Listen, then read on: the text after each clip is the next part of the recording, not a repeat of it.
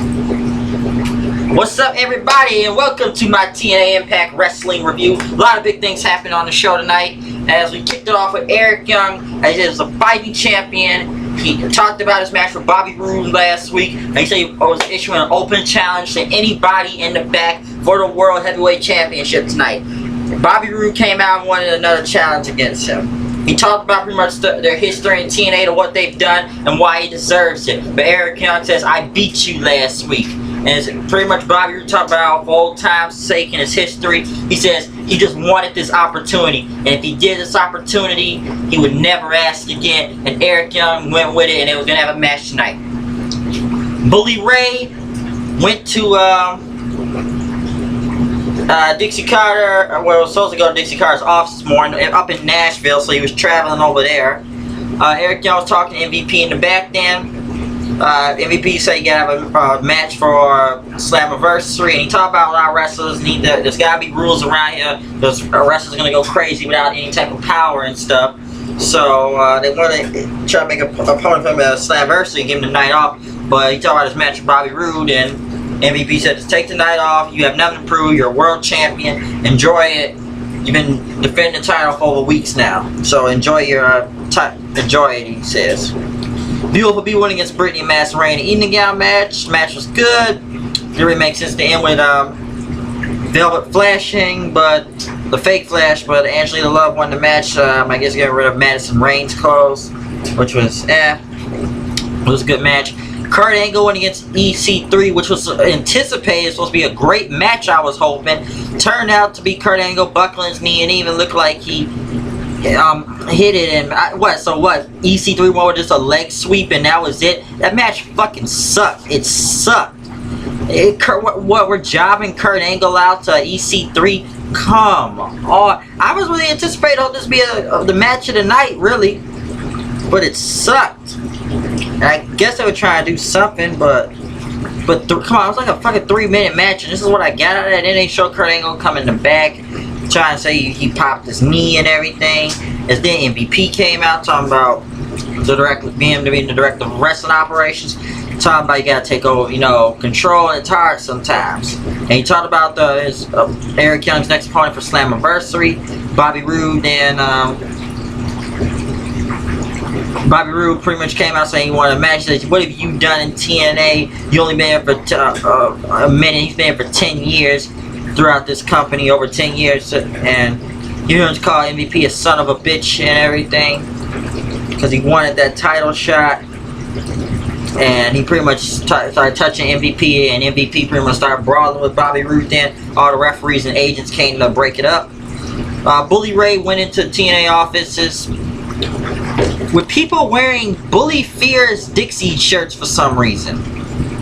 And he went to the receptionist and went through Spub, picked them up, and pretty much got all the employees for a meeting in the office then, which doesn't make sense. And now, I don't know, Anderson and Gunner are supposed to be doing something for Sam Shaw's psychiatric thing. I don't know about that. The Wolves went against the Bromans in the tag team title match, for the tag team titles in a ladder match, which actually good, kind of short, but that last move, that suplex move was crazy going out of the ring, and then throw a DJ to get my eye out through the top of the ladder was kind of crazy also, but it was a good match. The Menagerie, Nux and his oddities, or Carnival, or people say TNA version of the Wyatt family crew with a guy in a mask, the Rebel Girl with the hula hoop fires, and some other dude in a mask. Which people saying it's Rob Terry in one of them, but I don't know who the hell these guys are. As Kazarian went against, I didn't even know Cass was still part of the TNA roster. I know Nux is gone. I know Christopher Daniels isn't with TNA anymore, which kind of sucks because now you don't have bad influence. It's kind of odd seeing Cass out by himself, and all these Carnival, Menagerie, Nux pretty much won the match with that power bomb, which was it was odd. I'm going like, what the fuck is this shit? And then Spud Had all the TNA people, office gathered people, as Ray pretty much walked in. It was 11 o'clock, it's time to take care of business. And then for some reason, the entire staff of TNA starts sounding like zombies, saying like, Bully, Fierce, Dixie. Like, what the hell is that? They're like zombies and chanting stuff. And I don't know, Menagerie is weird. This whole Bully Ray thing and the people sound like zombies is weird. Spud pretty much came back into the office where everybody's partying now wearing Bully Ray t-shirts, and he asked Dixie where he was. I'll go away if you tell me where Dixie is. If you drink a beer with me, I'll go away. And pretty much he put through the table and had Dixie's home address, and the crowd and pretty much all the other staff in the back was saying tables, tables, tables, which didn't make sense. Magnus, when he hits Willow with Bram, Willow cut these crazy promos about Magnus winning the title and his reign and how it was lost because of Dixie and others.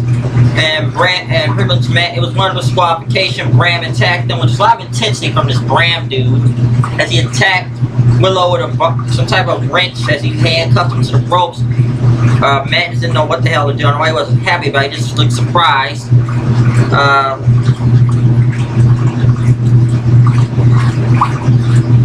It looks like Kurt Angle had that surgery, so he said his ACL was broken or torn. Eric Young came out, about his competition for Slamversary. MVP said it was the best he could find, and he called him out. He told him to come on. There was no music happening, and they looked and said, I don't know they're coming out. And they said, why didn't he just tell you? MVP pretty much hit him right there, which got a lot of heat for MVP as the crowd pretty much turned on him. Which for some reason, MVP's only been here for how long in TNA? Since February, and now he's heel already for some reason.